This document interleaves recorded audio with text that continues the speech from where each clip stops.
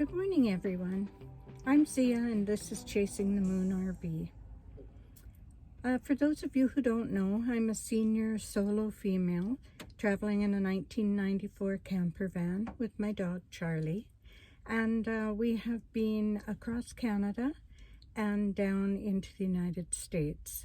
The next video you're going to see is our trip to Salem, Massachusetts. I hope you enjoy it, and I will talk to you again at the end. Today I'm actually still in New Hampshire and on my way to Hampton for a lobster dinner. Some friends of a friend have invited me to come to their home. Wasn't sure if Frankie's people would want to be in this video, but he and I were both very grateful for this amazing lobster dinner. The streets in Salem, Massachusetts were actually quite narrow. Driving the van through could be a little bit difficult with cars parked everywhere. There was a lot of gridlocked streets, traffic in the center of town especially, and it was very difficult to find parking, so give yourself lots of time. Back in the day, and that's where Parker Brothers was, singing all the original Ouija boards. And no one has made up a good ghost story about that yet, which I'm surprised. Come on, let's write it yourself.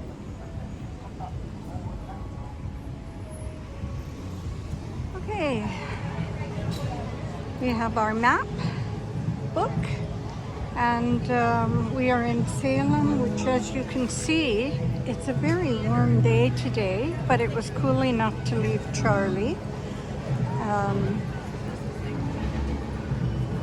Very, very busy tourist day, but we're going to look for the memorial to all the women that were murdered as witches. I believe it's at the end of this walkway, the memorial. Okay, blue trunk trees.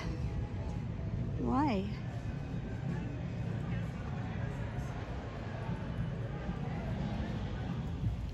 Okay, the memorial is just across the street here. I was very moved as I walked around the memorial looking at the 20 stone ledges for the 20 people that were hanged for witchcraft. 5 of them were men and 15 of them were women, all of them in 1692. There were flowers on every ledge and tokens of coins and small pumpkins.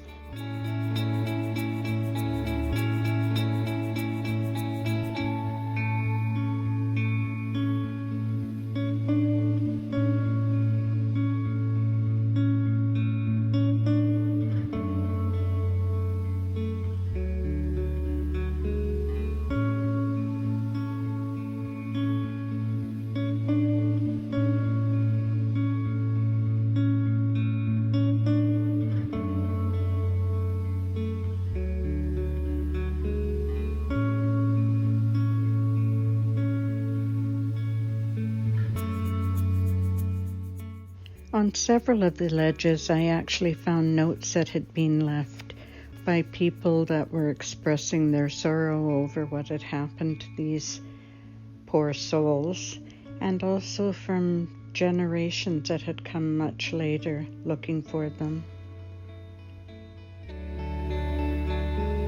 Going to the Peabody Essex Museum.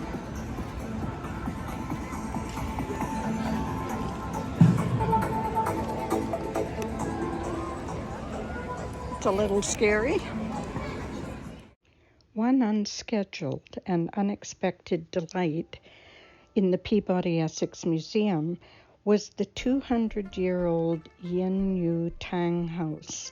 It was built over 200 years ago by a Chinese merchant, and over 8 generations of their family lived in this home. Once all the ancestors had departed from the village and nobody was living in it, the local authorities had decided to demolish it. And so it was sold to the Peabody Museum, complete with all its furnishings. It was taken apart in over 3,700 pieces, shipped to Salem in 1997, and then reassembled. It's a 16-bedroom house with carved dragons, 2 fish ponds, and ornate lattice windows. It was such a delight to visit this historic building, because I know that I will never go to China and would never have experienced something as beautiful as this. It made me realize how different and interesting the many cultures in our world are. Very much worth a visit.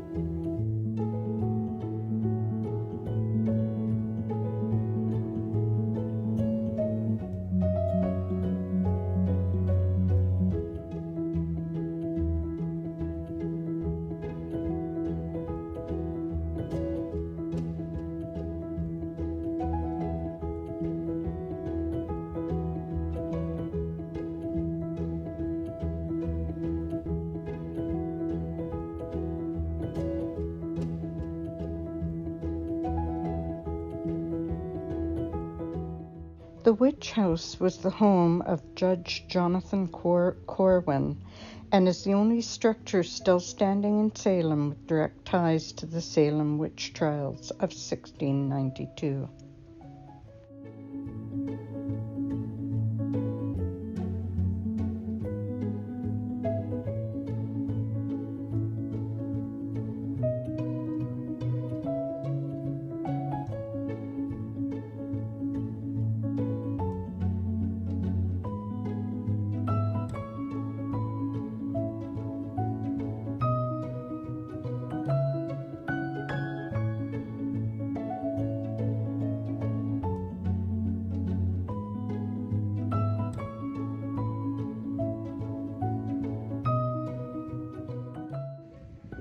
Where are we going, bud? We're going for a walk? Yeah? Where are we going? Yeah, beautiful park. Look at some of these trees. Amazing old trees here. And then the harbor. So this is the harbor that Salem is on. Quite a lovely spot.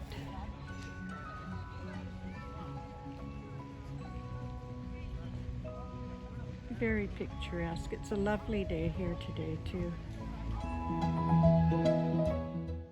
I actually found this park by mistake. I was looking for the Salem Pioneer Village, which is right next door, but it was closed by the time I got there. As many of you know, driving on the highways is not my favorite thing, but oh my goodness, the color on some of the trees certainly made the drive a lot more pleasant. What a beautiful day it was.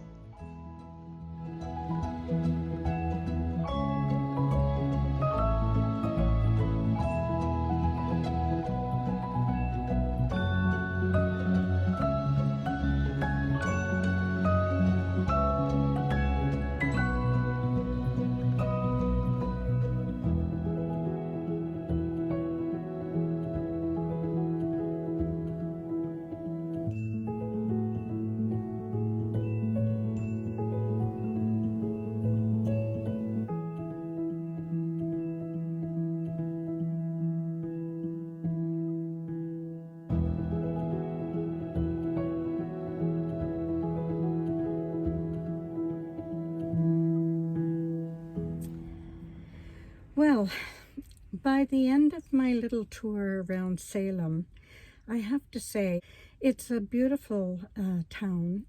It's bigger than I anticipated, and it has some beautiful architecture and a wonderful museum, the PEM, which stands for Pembroke, Essex, and it was well worth viewing. And I have to thank friends that I made in New Hampshire for access to that museum.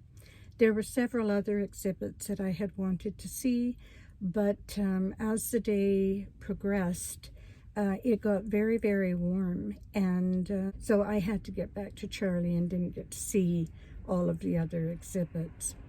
But Salem itself, I had wanted to go there to the memorial that was built for the 20 people who were hanged for witchcraft. And I found a memorial, but I found that there were people sitting on the stones drinking coffee, and the town itself had almost a theme park feeling to it.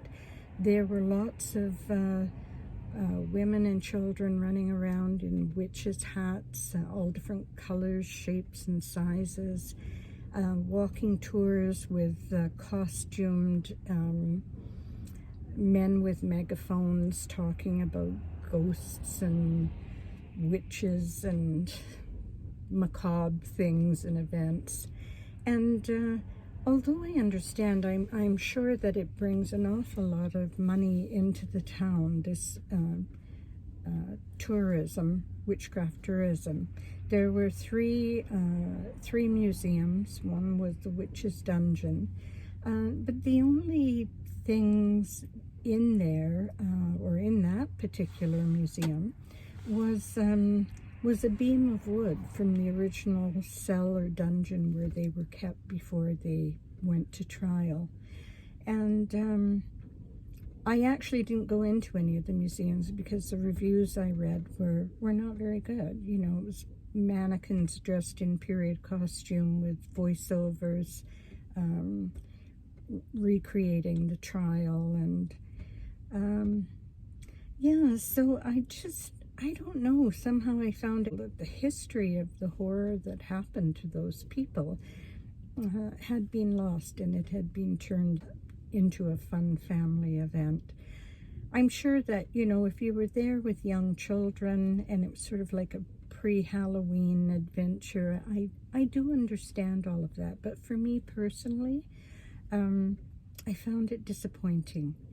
And I found the memorial, and there was a stone ledge for each of the people, and on a couple of them I even found notes that one of them said something like, from your 8 times great-grandchildren, we're so happy we found you, and we're so sad to know what happened to you.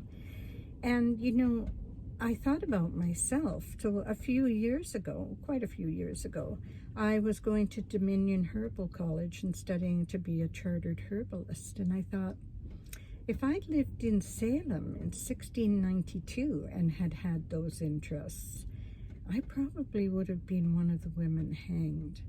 And so for me, I just tried to ignore all the fanfare that was going on around me. And I stopped at each stone and gave a thought to those people and the horror and the injustice of what they went through. For me, it was quite moving to be there. And that's about it for that trip. Not what I anticipated, but overall so far the journey has been one of absolute delight and surprises. I hope you enjoyed the video anyway. The next one I think you're going to find really interesting. It was one of the best days I've had yet, so stay tuned for that. And as always, wherever you are, whether it's morning, afternoon, or evening, I hope you're having a great day, and I'll say bye-bye for now.